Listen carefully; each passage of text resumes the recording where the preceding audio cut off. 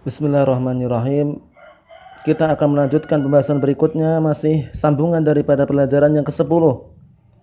Beliau akan memberikan arahan kepada kita bagaimana cara penggunaan dhamir, yaitu kata ganti yang sesuai.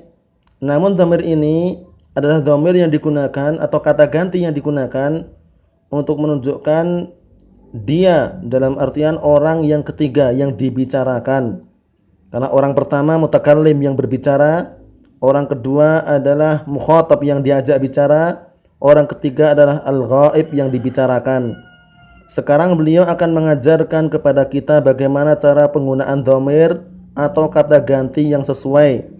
Dalam artian dhamir untuk laki-laki digunakan untuk laki-laki, dhamir untuk wanita atau muannas digunakan untuk muannas atau digunakan juga untuk wanita, agar tidak tertukar di dalam penggunaan ketika digabung dengan sebuah kalimat.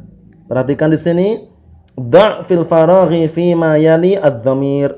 Letakkanlah pada tempat yang kosong berikut ini adz-dhamir, itu kata ganti yang sesuai. Perhatikan gambarnya itu. Dhamir ha seperti ini lil mudzakkar. Kalau ha seperti ini lil muannas. Jadi nanti kalau digunakan untuk mudzakkar hu bacanya, kalau untuk muannas ha.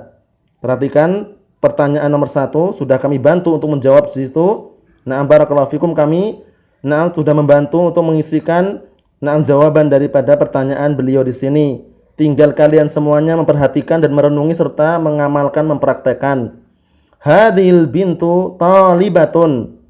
Anak wanita ini adalah seorang pelajar. Ismuha, namanya. Ini tidak boleh kita menggunakan ismuhu, tapi harus ismuha, karena ha kembali ke wanita. Jadi ha ini digunakan untuk muannas, bukan untuk mudzakkar. Barakallahu fikum. Ismuha Zainabu. Namanya adalah Zainab. Perhatikan, namanya adalah Zainab. Aywa. Perhatikan, Muhammadun tabibun. Muhammad itu adalah seorang dokter. Wabnuhu, dan anak laki-lakinya muhandisun, adalah seorang insinyur.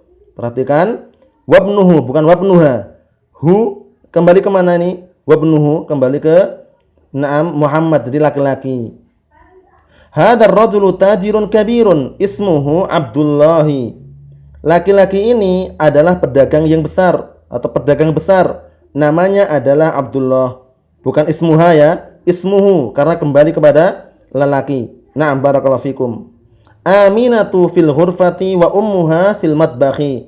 Aminah berada di dalam kamar dan ibunya berada di dalam dapur. Berada di dapur. Ummuha hanya menggunakan seperti ini. Kenapa? Karena kembali ke muannas.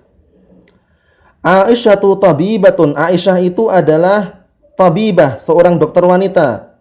Aisyah itu adalah seorang dokter wanita. Wa ukhtuha, dan saudara perempuannya mumarridatun, adalah seorang perawat. Perawat perempuannya. Wa ukhtuha, ha kembali ke mana? Kembali ke Aisyah. Jadi menggunakannya bukan ukhtuhu tapi ukhtuha. Jadi dilihat ya, kalau digunakan untuk dia, satu orang yang dibicarakan, kalau laki-laki pakai hu, kalau perempuan pakai ha. Jadi di sini Aisyatu tabibatun. Aisyah itu adalah seorang dokter perempuan. Wa ukhtuha, dan saudara perempuannya mumarridatun, adalah seorang perawat. Kharaja Muhammadun minal fasli wa kharaja ma'ahu zamiluhu. Muhammad telah keluar dari kelas dan keluar bersama dia zamiluhu, temannya. Bukan zamiluha tapi zamiluhu, kembali ke Muhammad. Barakallahu fikum. Ini pertanyaan yang sangat mudah sekali dan mudah juga penerapannya, tinggal masing-masing mengamalkan, mempraktekkan. Karena kita hidup di negara Indonesia, bukan negara Arab ya. Jadi kalau walaupun kita belajar bahasa Arab berkali-kali, kalau tidak diterapkan, tidak digunakan, ya susah untuk diterapkan. Tapi walaupun demikian keadaannya, kita cuma bisa membantu, kami hanya bisa membantu sehingga penerapannya kembali ke masing-masing personel atau kembali ke masing-masing orang. Berikutnya. Hat khamsata aslinatin wa ajwibatin. Kal misalil ati. Datangkanlah 5 pertanyaan dan 5 jawaban seperti contoh berikut ini. Ini sangat mudah. Cuma perhatikan dulu sebelum mengerjakan. Naam. Kenapa mudah? Karena ada contohnya. Mudah karena ada contohnya, tinggal kita memainkan akal kita bagaimana cara menerapkan atau membuat contoh. Perhatikan ya. A'indaka qalamun? Apakah engkau memiliki pena? Naam, indi qalamun. Iya, aku memiliki pena. Perhatikan faedah yang sangat bermanfaat ini, barakallahu fikum. Kalau kita menanyakan kepemilikan kepada seseorang, pertanyaan tersebut ditujukan kepada sesuatu yang tidak berakal, maka menggunakan a'indaka, bukan alaka ya. Kalau alaka pakai lam kemarin sudah kita sebutkan untuk yang berakal. Jadi seperti ini keliru. Alaka qalamun? Alaka qalamun? Apakah kamu memiliki pena? Tapi pakai alaka. Ini keliru. Sudah kami centang ini, kami coret karena keliru. Alaka qalamun keliru. Yang benar bagaimana? A'indaka qalamun? Apakah kamu memiliki pena? Jawabannya na'am. Iya, indi qalamun. Aku memiliki pena. Nah, disuruh mendatangkan 5 pertanyaan, kemudian 5 jawaban. Contohnya sudah sebutkan ini ya. Masing-masing mendatangkan sendiri.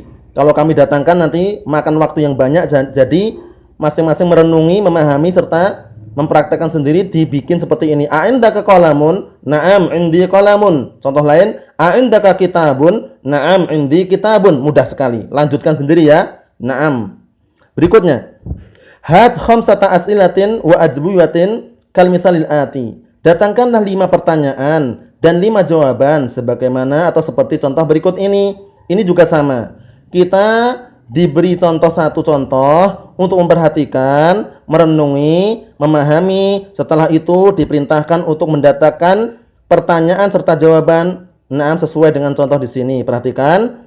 A'indaka qalamun? Apakah kamu memiliki pena? Kalau tidak punya, jawabnya bagaimana? La. La ma indi qalamun. Jawabannya tidak, aku tidak punya pena. Pertanyaannya perhatikan ya, pertanyaannya. Jika dipertanyakan tentang kepemilikan yang itu sifatnya tidak berakal, menggunakan inda. Tapi kalau itu sifatnya berakal, menggunakan lam. Alaka qalamun? Ini keliru. Paham ya? Yang tepat bagaimana? Alaka waladun? Apakah kamu punya anak? Kalau anak berakal. Tapi kalau alaka qalamun, apakah kamu punya pena? Pakai laka, ini keliru besar. Sudah kami centang ini, perhatikan. Naam. Perhatikan contohnya ya. A'indaka qalamun? Apakah kamu memiliki pena? Jawabannya kalau tidak punya, la, tidak. Ma indi qalamun? Aku tidak memiliki pena. Insyaallah mudah ya. Datangkan masing-masing 5 contoh, 5 pertanyaan plus jawabannya, masing-masing mendatangkan. Kami tidak memberikan contoh berikutnya ya, cuman mengarahkan contohnya seperti ini. Naam. Wa ta'ammal ma yali, dan perhatikanlah berikut ini. Baitun, gambar rumah ini, perhatikan gambar rumah. Gambar rumah ini perhatikan. Baitun, ini kan artinya rumah. Nah, sekarang beliau akan mengajari kepada kita bagaimana cara menisbahkan rumah tersebut. Milik siapa rumah itu gitu loh. Rumah yang digambar ini milik siapa gitu loh. Beliau akan mengabarkan kepada kita caranya menggunakan domir kata ganti yang sesuai, yang tepat, sesuai dengan apa? Sesuai dengan yang diinginkan oleh bahasa Arab. Bagaimana? Baiti. Nah, ini artinya rumahku, lil mutakallim. Orang yang berbicara ya. Lil mutakallim. Perhatikan baik-baik di situ. Naam, baiti artinya rumahku. Baituka artinya rumahmu. Mutakallim itu yang berbicara, mukhatab itu yang diajak bicara. Nah, barakallahu fikum. Baituka, rumahmu. Ini laki-laki ya. Kalau perempuan bagaimana? Baituki.